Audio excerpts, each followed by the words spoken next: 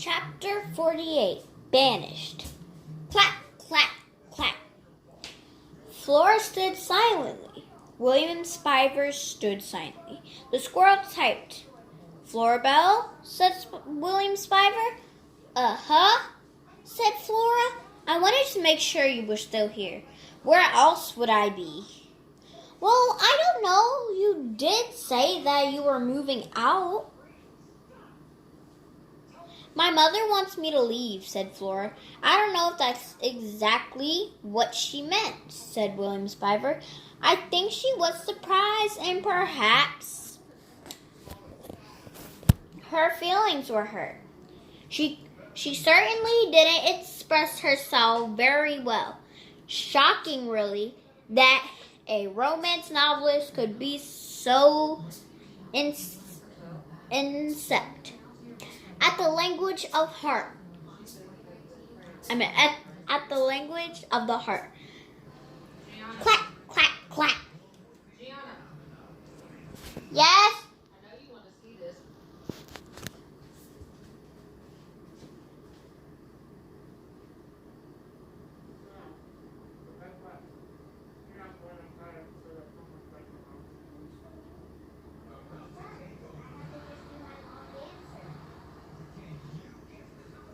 Done like the whole paper.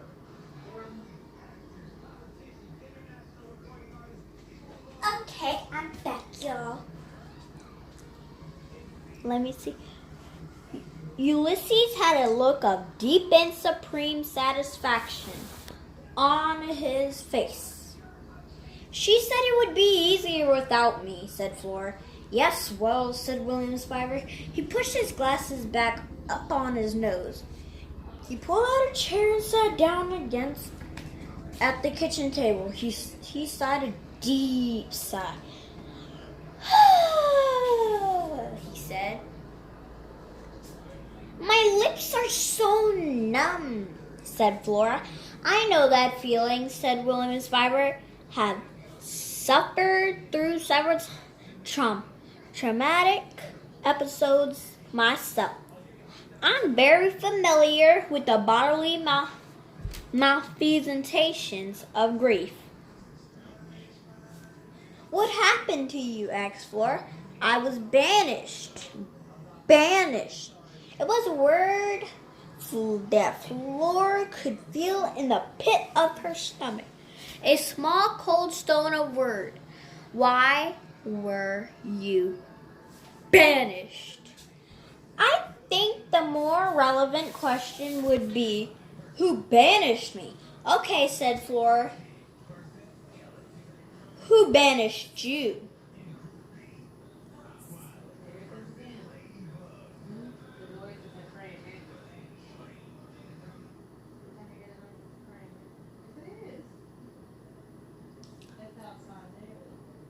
I know, then it moved to the front because it was already at the back. Flora's stomach. "My father, my real father, was a man of great humanity and intelligence," said William Spiver.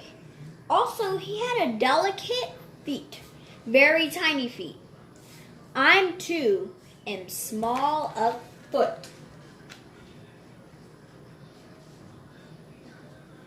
Flora looked at William Spiver's feet. They did seem extremely small. Not that it is particularly relevant information. In any case, my father was a man who could play piano wonderfully. He had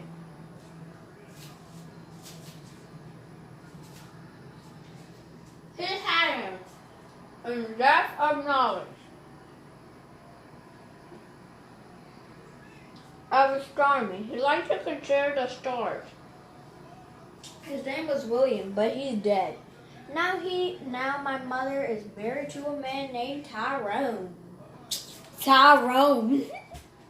That's how my teacher walks around, y'all. Who does not have delicate feet and who is supremely unaware that there are stars in the sky. The mysteries of the universe mean nothing to him. He saw my father's piano. He is a man who refuses to call me William. Instead of this man, prefers me to as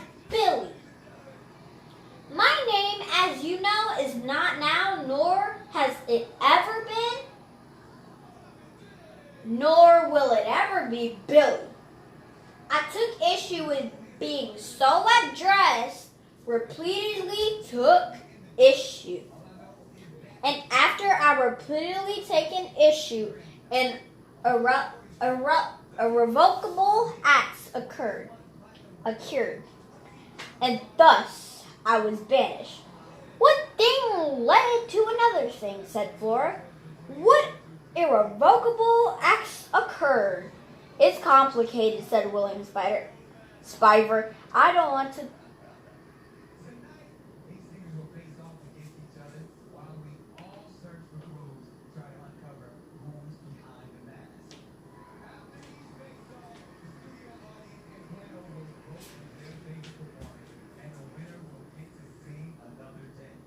Oh, there's a praying mantis behind here.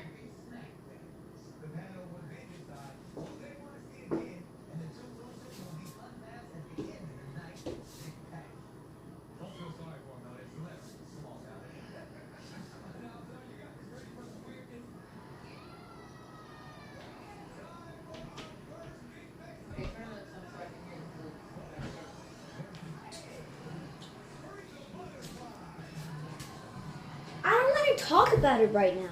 But as long as we are asking each other questions of an emotionally fraught nature, why did you say that your mother wanted a lamp for a daughter? It's complicated, said Flora. I'm certain that it is. And I'm empathized. There was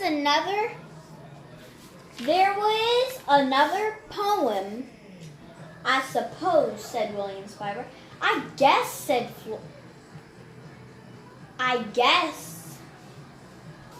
Flora. It sounds like a long one. Epic in nature. What in the world would a squirrel have to write about at such length? A lot happened today, said Flora. It was a late afternoon. The shadows of elm and the maple in the backyard entered the kitchen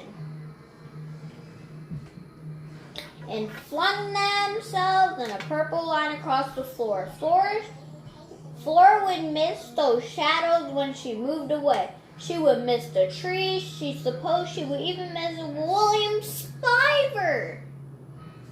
And then, almost as if he were reading her mind, William Spiver said, I meant what I said. I'm here because I was looking for you. I missed you. Flora's heart, the lonely, many-armed squid of it, flicked and flayed inside of her. She opened her mouth to say that it didn't matter. Not really, not now, but as usual. What if she intended to say to William Spiver, and she said what were two different things? So the sentence Flora intended to say was, it doesn't matter. It doesn't matter. The sentence she said was, have you ever heard of a place called Bundermeisen? Pardon me, said William Spiver. He held up his right hand. I don't mean to alarm you, but do you smell